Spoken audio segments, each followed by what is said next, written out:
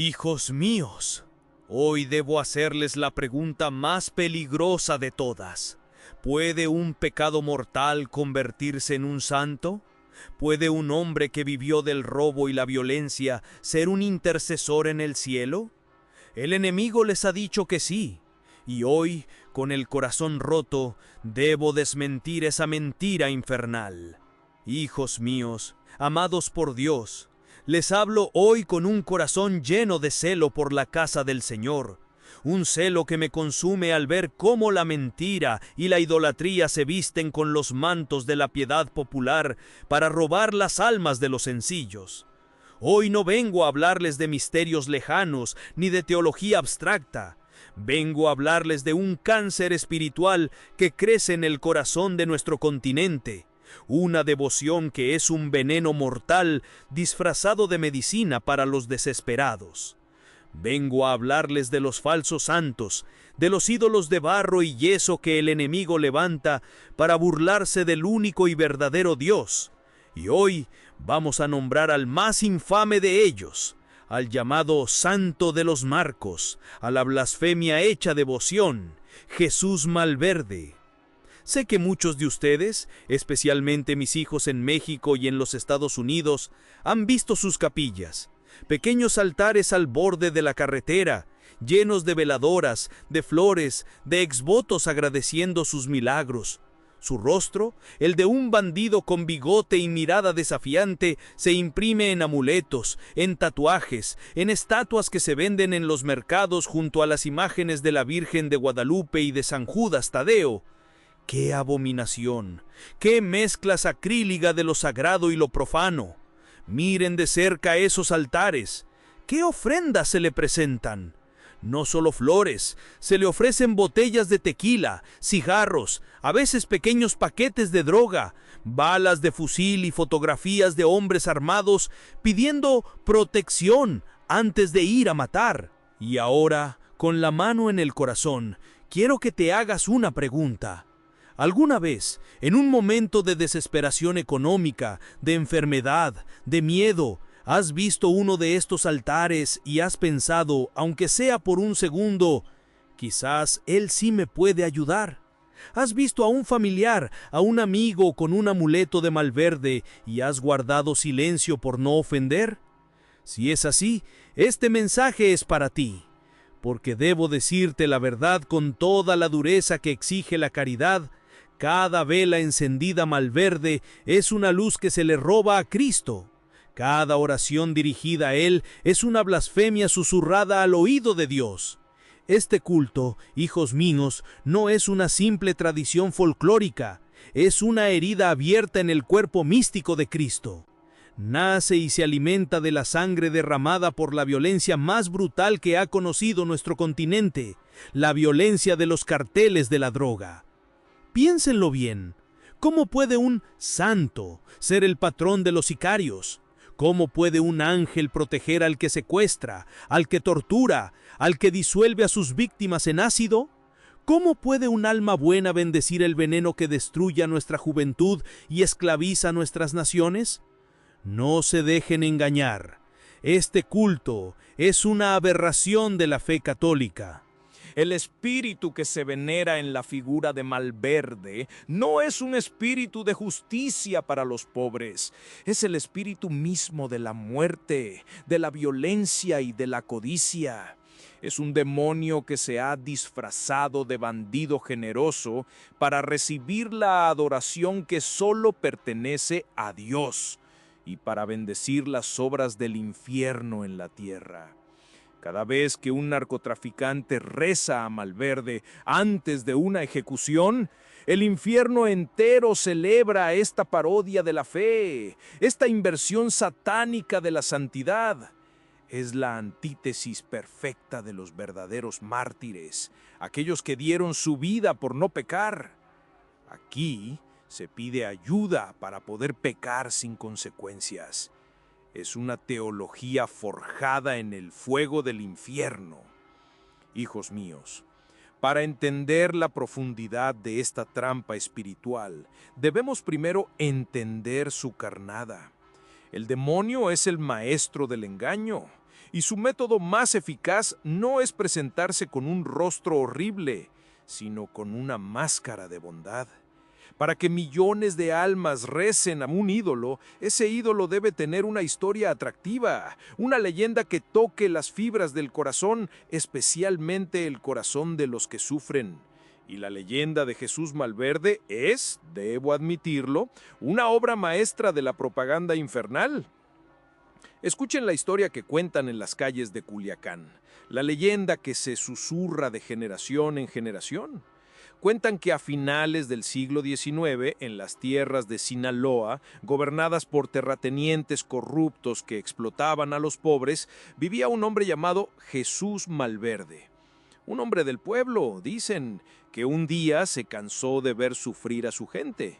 Se convirtió en bandido, sí, pero en un bandido generoso, un Robin Hood mexicano. Se escondía en las montañas y asaltaba a los hacendados ricos, a los políticos corruptos y todo el botín hasta la última moneda de oro. Lo repartía entre los campesinos hambrientos y las familias desamparadas. Se convirtió en su ángel protector, en su santo bandido. La leyenda culmina con su muerte. Cuentan que fue traicionado por un compadre y capturado por el gobierno. Fue colgado de un árbol y el gobernador prohibió que le dieran sepultura, como una última humillación. Pero el pueblo, agradecido, comenzó a arrojar piedras sobre su cuerpo, creando poco a poco un túmulo, una tumba improvisada que se convirtió en un altar. Y desde esa tumba, dicen, comenzaron a ocurrir los milagros. El bandido muerto comenzó a responder a las plegarias de los desesperados. Una historia hermosa, ¿no es así? Conmovedora. Un hombre que se rebela contra la injusticia, que da su vida por los pobres, toca todas las notas correctas. La lucha contra la opresión, la caridad, el sacrificio, y es precisamente por eso que es tan peligrosa. Porque es una mentira perfecta, una verdad torcida, una parodia satánica de la vida de un verdadero santo. Ahora, hijos míos, quitemos la máscara y veamos el verdadero rostro que se esconde detrás de esta leyenda. El diablo siempre imita a Dios. Siempre crea sus propias versiones pervertidas de las verdades divinas. Analicemos la leyenda de Malverde a la luz del Evangelio. Primero, la parodia de la caridad. Cristo en el Evangelio multiplica los panes y los peces. Es un milagro de creación, de abundancia que nace del poder de Dios. Él da de lo suyo, de lo infinito. ¿Qué hace Malverde? Da a los pobres, sí, pero ¿de dónde viene lo que da? Viene del robo, de la violencia, del pecado. Es una caridad fundada en la ruptura del séptimo y del quinto mandamiento. Es decirle a la gente, no confíen en la providencia de Dios, confíen en la violencia del hombre. El fin justifica los medios. Es una teología de la conveniencia, no de la santidad. La verdadera caridad cristiana nunca puede nacer de un pecado. Segundo, la parodia de la justicia. Cristo es el justo juez. Su justicia es inseparable de la misericordia y del llamado al arrepentimiento. Él no vino a vengar a los pobres, sino a salvar a pobres y a ricos por igual, llamando a todos a la conversión. ¿Cuál es la justicia de Malverde? Es la justicia del mundo, la venganza, el resentimiento, la lucha de clases. Es la justicia que dice, como tú eres rico y opresor, tengo derecho a robarte y, si es necesario, a matarte. No hay llamado al arrepentimiento para el rico, ni llamado a la santidad para el pobre. Solo hay un ciclo de odio y violencia que se perpetúa. Es la justicia del ojo por ojo, una justicia que Cristo vino a abolir con la ley del amor. Y tercero, la más grave, la parodia de la santidad. Los verdaderos santos de la Iglesia son hombres y mujeres que se convirtieron en héroes no por sus pecados, sino a pesar de ellos, a través de una lucha heroica por la virtud y la gracia. San Agustín fue un gran pecador, pero es santo por su arrepentimiento, no por su lujuria.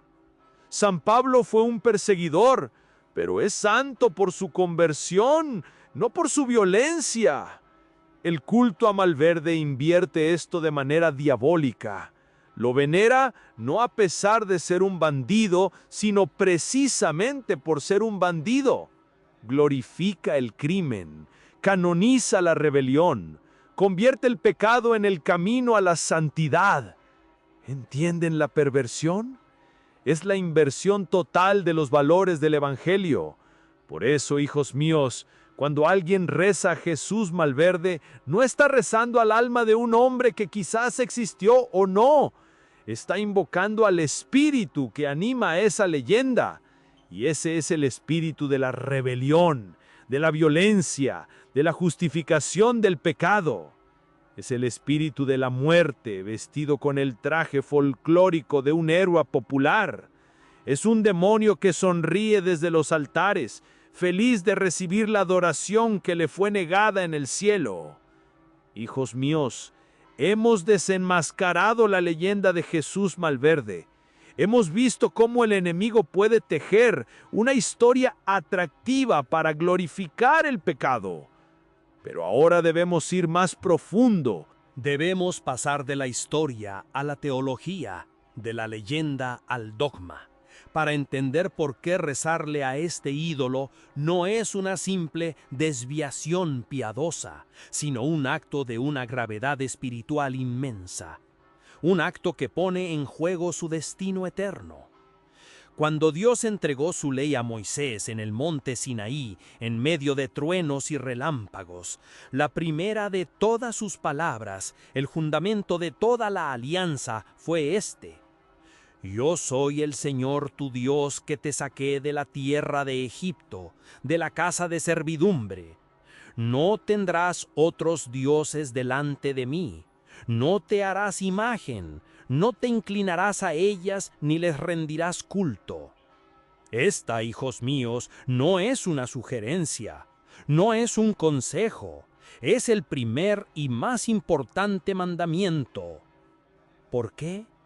Porque Dios es un Dios celoso, no por egoísmo, sino por amor.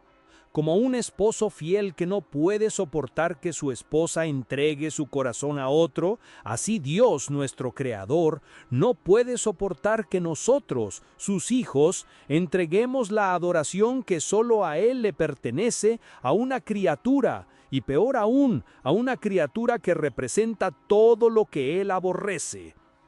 El pecado de idolatría es, en esencia, un acto de adulterio espiritual. Es decirle a Dios con nuestras acciones: tú no eres suficiente para mí, tu providencia es demasiado lenta, tus mandamientos son demasiado difíciles, buscaré ayuda en otra parte.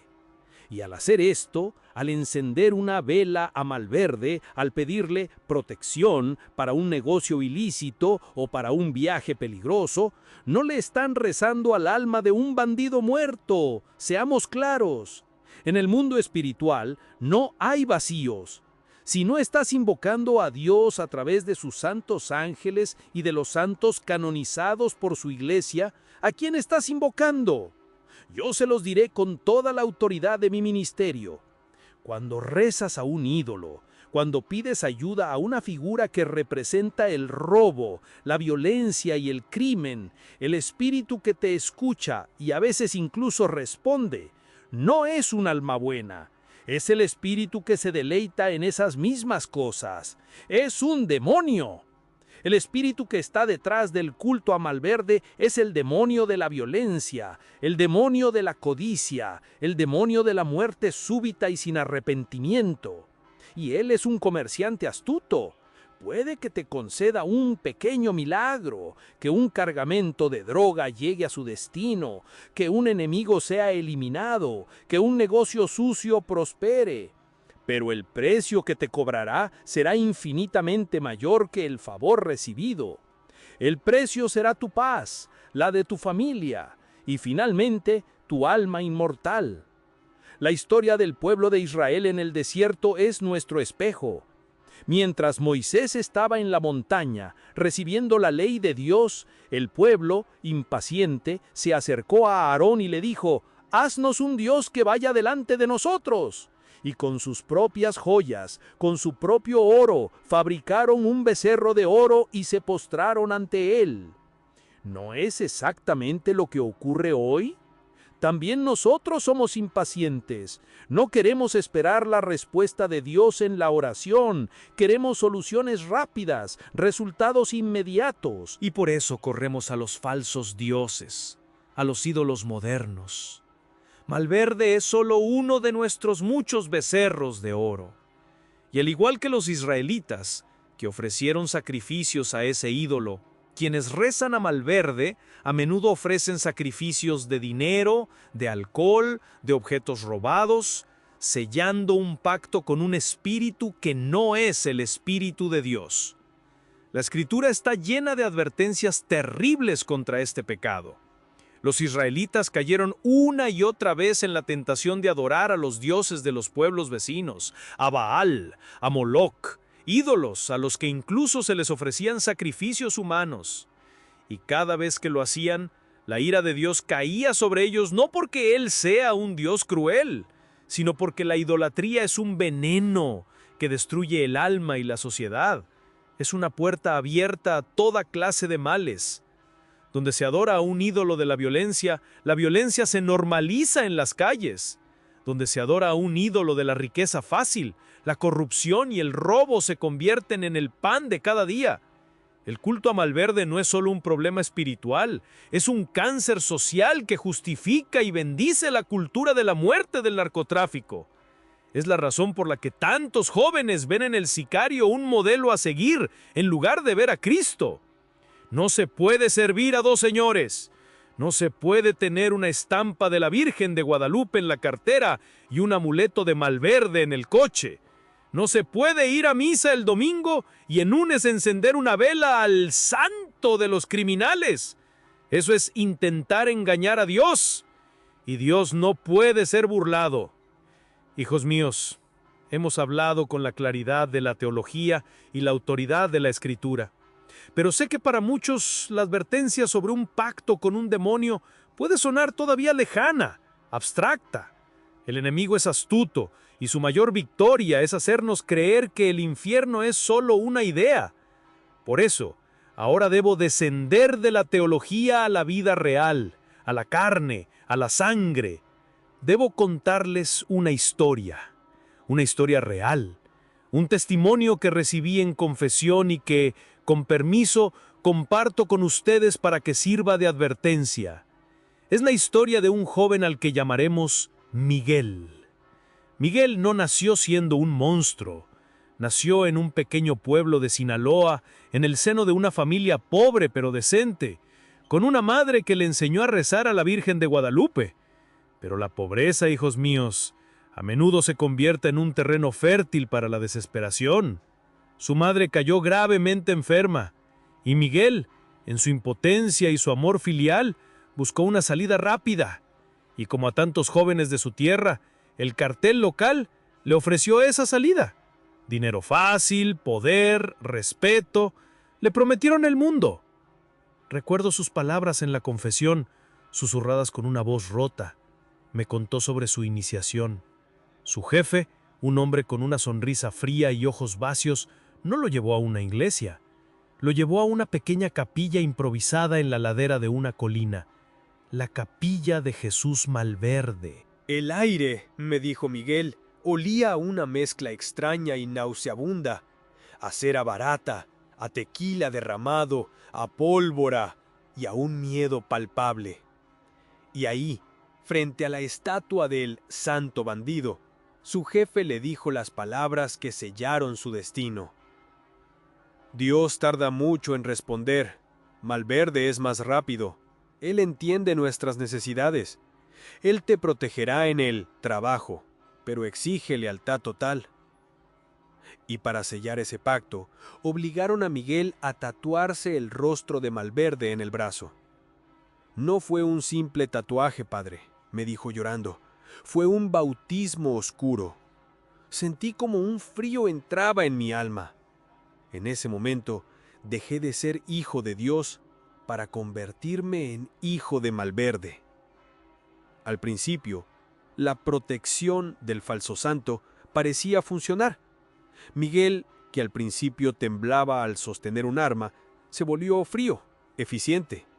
Sobrevivió a emboscadas, tuvo éxito en sus trabajos violentos, ganó dinero, mucho dinero. Compró las medicinas para su madre, una casa nueva, y con cada acto de violencia, con cada fajo de billetes manchados de sangre, su devoción al ídolo crecía. Le construyó un altar más grande, le ofrecía el mejor tequila, las velas más caras. Creía que había encontrado a su verdadero protector. Pero el diablo, hijos míos, es un usurero.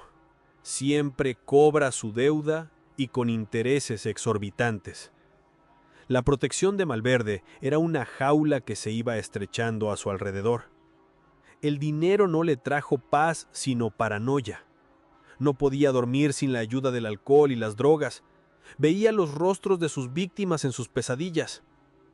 Su madre, aunque tenía las mejores medicinas, empeoraba, como si el dinero maldito que las compraba la estuviera envenenando. Perdió a sus amigos, asesinados en traiciones y ajustes de cuentas. Vivía en un infierno de lujo y soledad, rodeado de guardaespaldas, pero más solo y asustado que nunca. El santo que le prometió protección le había quitado todo lo que realmente importaba: su paz, su familia, su alma. La historia de Miguel culminó, como tantas otras historias en ese mundo, en una traición. En una balacera, sus propios compañeros lo abandonaron, herido de muerte en un callejón polvoriento.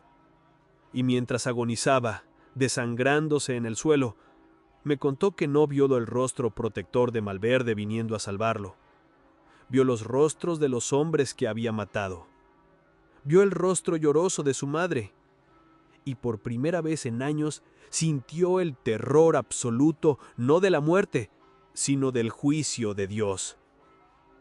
Fue entonces cuando un anciano sacerdote de un pueblo cercano, avisado por los vecinos, se acercó a él. Sin miedo se arrodilló a su lado en el charco de sangre. Miguel, con su último aliento, pudo hacer la confesión que les estoy relatando. Llorando rechazó el pacto con el ídolo de la muerte. Le pidió al sacerdote la absolución y con sus últimas fuerzas susurró el nombre de Jesús.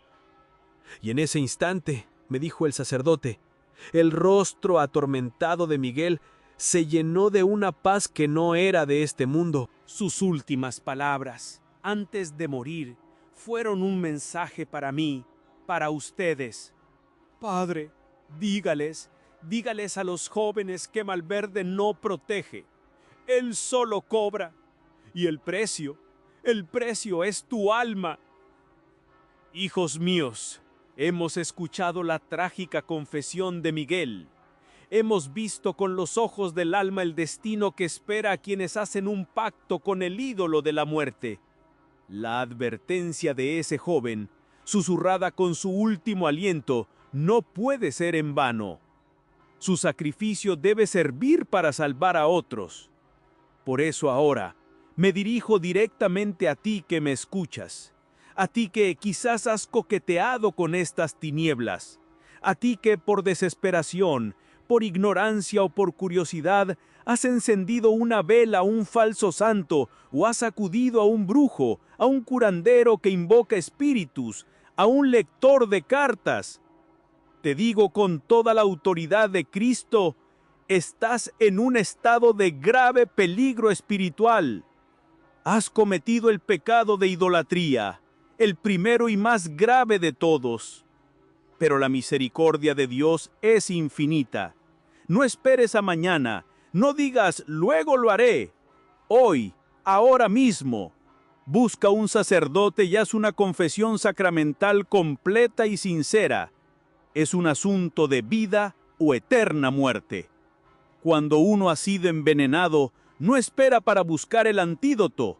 Y la confesión, hijos míos, es el antídoto divino que expulsa el veneno del demonio de tu alma y restaura el lazo de amor con nuestro Padre Celestial. El segundo paso es un acto de guerra, un acto de liberación valiente y radical, la destrucción de los ídolos. Escúchenme bien, porque esto es crucial. No puedes servir a dos señores. No puedes tener en tu casa el Sagrado Corazón de Jesús en una pared y una estatua de Malverde en un rincón. No puedes llevar un crucifijo en el cuello y un amuleto de la Santa Muerte en el bolsillo. Eso es una abominación a los ojos de Dios. Es intentar mezclar la luz con las tinieblas. Por eso, te llamo a hacer lo que hicieron los grandes profetas de Israel, lo que hicieron los apóstoles, lo que hicieron los santos.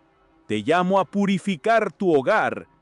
Toma cada estatua, cada imagen, cada amuleto, cada veladora, cada objeto relacionado con estos cultos de muerte y destrúyelo. Sí, destrúyelo, rómpelo, quémalo. No lo vendas, no lo regales, no lo tires simplemente a la basura. Aniquílalo como un acto de renuncia total a Satanás y a sus obras. Al hacerlo, no estás destruyendo un simple objeto de yeso o de papel. Estás realizando un exorcismo en tu propia casa. Estás rompiendo el pacto que, consciente o inconscientemente, hiciste con el espíritu de la violencia y de la muerte. Estás declarando con tus acciones, en esta casa, el único rey es Jesucristo. Y el tercer paso, después de haber renunciado al mal, es abrazar el bien. Es acudir a los verdaderos intercesores. El demonio te engaña ofreciéndote falsos santos porque odia a los verdaderos. Si buscas protección en tu trabajo peligroso, no acudas al santo de los sicarios. Acude al arcángel San Miguel, el príncipe de la milicia celestial, el que venció a Lucifer en la primera batalla. Rézale cada día su oración y él te defenderá con su espada de fuego. Si estás en una situación económica desesperada, en un problema que parece no tener solución, no acudas a un bandido, acude a San Judas Tadeo, el patrón de las causas desesperadas e imposibles, un verdadero apóstol de Cristo. Si buscas consuelo en la enfermedad o el dolor, acude a la Virgen María, salud de los enfermos. Los santos de la Iglesia son nuestros amigos, nuestros hermanos mayores en la fe. Ellos no responden con poder propio, sino que interceden por nosotros ante el trono de Dios. Y su intercesión es poderosa porque sus vidas fueron un sí total a la voluntad divina. Hijos míos, el camino es claro. Arrepentimiento en la confesión, destrucción de los ídolos y confianza en los verdaderos santos. Este es el camino de regreso a la vida, el camino de regreso a la libertad de los hijos de Dios. No hay atajos, no hay pactos con la oscuridad que terminen bien. La elección es tuya y es ahora. El testimonio de Miguel y la advertencia sobre estos falsos cultos debe resonar en todo el mundo. Cada comentario que dejas es un toque de campana que despierta a otra alma.